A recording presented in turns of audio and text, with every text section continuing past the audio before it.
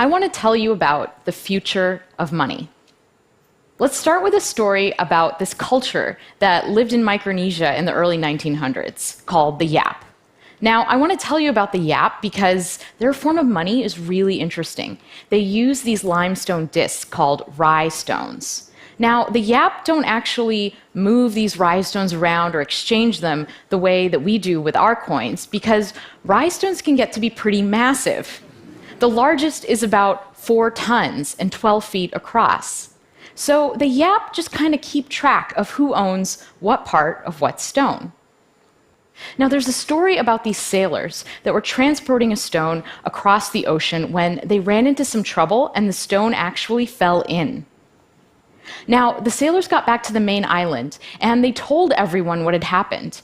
And everyone decided that actually, yes, the sailors had the stone and why not? It still counted, even though it was at the bottom of the ocean. It was still part of the Yap economy. Now, you might think that this was just a small culture 100 years ago, but things like this happen in the Western world as well, and the Yap actually still use a form of these stones. In 1932, the Bank of France asked the United States to convert their holdings from dollars into gold. But it was too inconvenient to actually think about shipping all of that gold over to Europe. So instead, someone went to where that gold is being stored, and they just labeled it as belonging to France now. And everyone agreed that France owned the gold. It's just like those rye stones. The point I want to make with these two examples is that there's nothing inherently valuable about a dollar or a stone or a coin. The only reason that these things have any value is because we've all decided that they should. And because we've decided that, they do.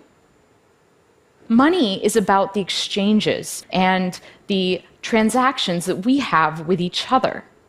Money isn't anything objective. It's about a collective story that we tell each other about value, a collective fiction. And that's a really powerful concept. In the past 2 decades, we've begun to use digital money. So I get paid via direct deposit, I pay my rent via bank transfer, I pay my taxes online, and every month a small amount of money is deducted from my paycheck and invested in mutual funds in my retirement account. All of these interactions are literally just changing ones and zeros on computers. There's not even anything physical like a stone or a coin. Digital money makes it so that I can pay someone around the world in seconds. Now, when this works, it's because there are large institutions underwriting every 1 or 0 that changes on a computer. And when it doesn't, it's often the fault of those large institutions, or at least it's up to them to fix the problem. And a lot of times they don't. There's a lot of friction in the system. How long did it take the US credit card companies to implement chip and PIN? Half my credit cards still don't work in Europe. That's friction. Transferring money across borders and across currencies is really expensive. Friction. An entrepreneur in India can set up an online business in minutes, but it's hard for her to get loans and to get paid. Friction. Our access to digital money and our ability to freely transact is being held captive by these gatekeepers. And there's a lot of impediments in the system slowing things down. That's because digital money isn't really mine, it's entries in databases that belong to my bank, my credit card company, or my investment firm. And these companies have the right to say no. If I'm a PayPal merchant and PayPal wrongly flags me for fraud, that's it. My account gets frozen and I can't get paid. These institutions are standing in the way of innovation. How many of you use Facebook Photos, Google Photos, Instagram? My photos are everywhere. They are on my phone, they're on my laptop, they're on my old phone, they're in Dropbox, they're on all these different websites and services. And most of these services don't work together. They don't interoperate. And as a result, my photo library is a mess. Now, the same thing happens when institutions control the money supply. A lot of these services don't interoperate, and as a result, this blocks what we can do with payment, and it makes transaction costs go up. So far, we've been through two phases of money. In an analog world, we had to deal with these physical objects, and money moved at a certain speed, the speed of humans.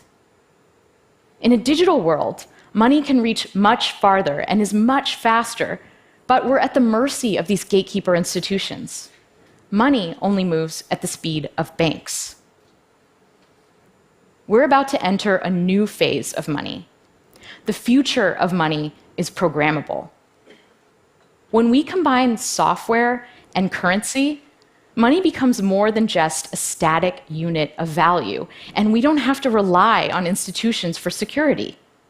In a programmable world, we remove humans and institutions from the loop. And when this happens, we won't even feel like we're transacting anymore. Money will be directed by software, and it will just safely and securely flow. Cryptocurrencies are the first step of this evolution. Cryptocurrencies are digital money that isn't run by any government or any bank. It's money designed to work in a world without intermediaries. Bitcoin is the most ubiquitous cryptocurrency, but there are hundreds of them. There's Ethereum, Litecoin, Stellar, Dogecoin, and those are just a few of the more popular ones. And these things are real money. The sushi restaurant down my street takes Bitcoin. I have an app on my phone that I can use to buy sashimi. But it's not just for small transactions. In March, there was a transaction that moved around 100,000 Bitcoins. That's the equivalent of 40 million US dollars. Cryptocurrencies are based on a special field of mathematics called cryptography. Cryptography is the study of how to secure communication, and it's about two really important things: masking information so it can be hidden in plain sight, and verifying a piece of information's source. Cryptography underpins so many of the systems around us, and it's so powerful that at times the US government has actually classified it as a weapon. During World War II, breaking crypto systems like Enigma was critical to decoding enemy transmissions and turning the tide of the war. Today, anyone with a modern web browser is running a pretty sophisticated crypto system. It's what we use to secure our interactions on the internet. It's what makes it safe for us to type our passwords in and to send financial information to websites. So what the banks used to give us, trustworthy digital money transfer, we can now get with a clever application of cryptography. And this means that we don't have to rely on the banks anymore to secure our transactions. We can do it ourselves. Bitcoin is based on the very same idea that the YAP used, this collective global knowledge of transfers. In Bitcoin, I spend by transferring Bitcoin, and I get paid when someone transfers Bitcoin to me. Imagine that we had this magic paper. So the way that this paper works is I can give you a sheet of it, and if you write something on it, it'll magically appear on my piece as well. Now, let's say we just give everyone this paper, and everyone writes down the transfers that they're doing in the Bitcoin system. All of these transfers get copied around to everyone else's pieces of paper, and I can look at mine, and I'll have a list of all of the transfers that are happening in the entire Bitcoin economy. This is actually what's happening with the Bitcoin blockchain, which is a list of all of the transactions in Bitcoin, except it's not done through paper. It's done through computer code running on thousands of networked computers around the world. All of these computers are collectively confirming who owns what Bitcoin. So the Bitcoin blockchain is core to how Bitcoin works. But where do Bitcoins actually come from? Well, the code is designed to create new Bitcoin according to a schedule. And the way that it works is that to get those Bitcoin, I have to solve a puzzle. a random cryptographic puzzle. Imagine that we had 15 dice, and we were throwing these dice over and over again. Whenever the dice come up all sixes, we say that we win. This is very close to what these computers are all actually doing. They're trying over and over again to land on the right number. And when they do, we say that they've solved the puzzle. The computer that solves the puzzle publishes its solution to the rest of the network and collects its reward, new bitcoins. And in the act of solving this puzzle, these computers are actually helping to secure the Bitcoin blockchain and add to the list of transactions. Now, there are actually people all over the world running this software, and we call them Bitcoin miners. Anyone can become a Bitcoin miner. You can go download the software right now and run it on your computer and try to collect some Bitcoins. I can't say that I would recommend it because right now, the puzzle is so hard and the network is so powerful that if I tried to mine Bitcoin on my laptop, I probably wouldn't see any for about 2 million years. The miners, professional miners, use this special hardware that's designed to solve the puzzle really fast. Now, the Bitcoin network and all of this special hardware, there are estimates that the amount of energy it uses is equivalent to that of a small country. So the first set of cryptocurrencies are a little bit slow and a little bit cumbersome. But the next generation is going to be so much better and so much faster. Cryptocurrencies are the first step to a world with a global programmable money. And in a world with programmable money, I can pay anyone else securely without having to sign up or ask permission or do a conversion or worry about my money getting stuck. And I can send money around the world. This is a really amazing thing. It's this idea of permissionless innovation. The internet caused an explosion of innovation because it was built upon an open architecture. And just like the internet changed the way we communicate, programmable money is going to change the way we pay, allocate, and decide on value. So what kind of world does programmable money create? Well, imagine a world where I can rent out my healthcare data to a pharmaceutical company. They can run large-scale data analysis and provide me with a cryptographic proof that shows that they're only using my data in a way that we agreed, and they can pay me for what they find out. Instead of signing up for streaming services and getting a cable bill, what if my television analyzed my watching habits and recommended well-priced content that fit within my budget that I would enjoy? Imagine an internet without ads, because instead of paying with our attention when we view content, we just pay. Interestingly, things like micropayments are actually going to change the way security works in our world.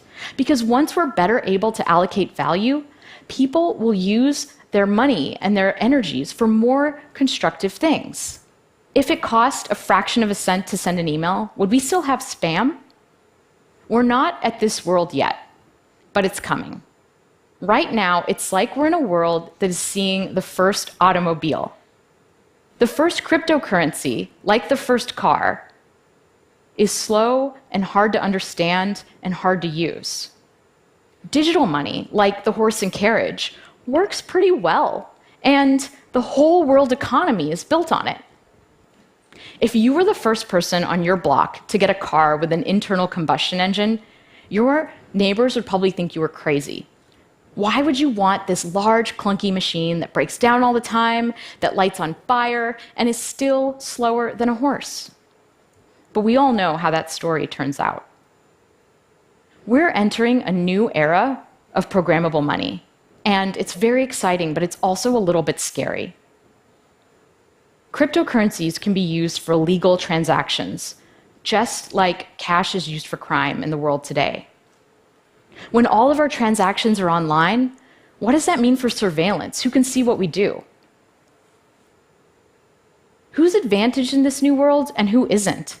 Will I have to start to pay for things that I didn't have to pay for before? Will we all become slaves to algorithms and utility functions? all new technology comes with trade-offs. The internet brought us a lot of ways to waste time, but it also greatly increased productivity. Mobile phones are annoying because they make me feel like I have to stay connected to work all the time, but they also help me stay connected to friends and family. The new sharing economy is going to eliminate some jobs, but it's also going to create new flexible forms of employment. With programmable money, we decouple the need for large, trusted institutions from the architecture of the network.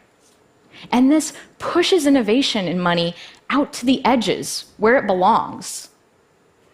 Programmable money democratizes money. And because of this, things are going to change and unfold in ways that we can't even predict. Thank you.